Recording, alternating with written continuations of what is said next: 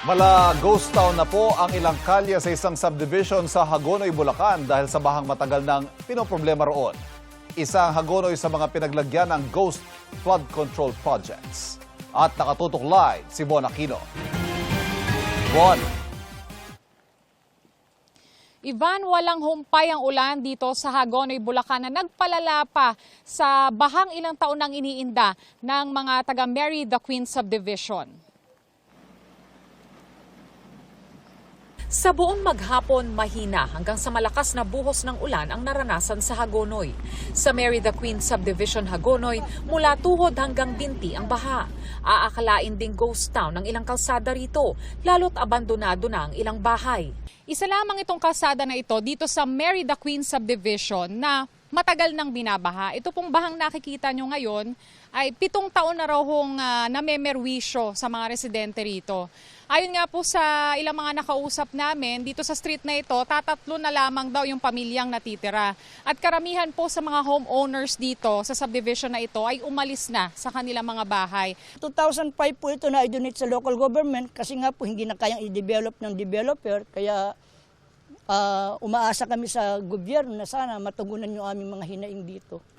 Isa ang Hagonoy sa pinaglagyan ng mga guni-guning flood control projects. Kaya't pag tumaas ang kanilang mga ilog, lubog, lalo na ang mga mabababang lugar. Sa ilog, high tide po talaga siya. San Sebastian River at saka itong Halang River. Halimbawa nga kung ang pondo na nailaan para doon, siguro may iipsan yung aming mga problema. Sobrang ramdam po namin at talaga pong, kumaga, nung nasiwalat po yung nangyari yan, talaga pong nakakagalit dahil kumaga, expect po namin is mababawasan. Hindi man po talaga totally mawala, is mababawasan man lang sana. Pero imbis po na mabawasan, mas lumaki pa po ang tubig dito sa amin. Meron pa ring nananatili kahit lubog sa tubig. Gaya ni Tammy Centeno, stroke survivor at mag-isa na lang sa buhay. Ay mahirap talaga kasi palagi may tubig eh. Tsaga na lang eh. Paano pa yung mga gamit ninyo? Ay wala na, nalubog na lahat ng nakaraan.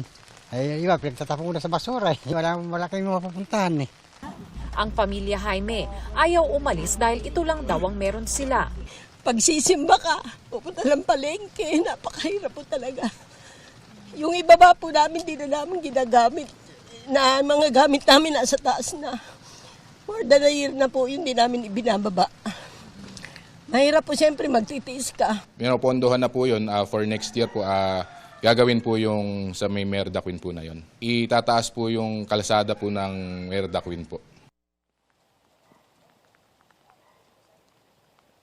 Iba, nakataas ang red rainfall warning dito sa probinsya ng Bulacan pero dito sa Hagonoy ay wala pang inililikas na mga residente. Sa ngayon ay tuloy-tuloy pa rin yung mahina hanggang sa malakas na pag-ulan. Ivan? Ingat, maraming salamat, Bon Aquino.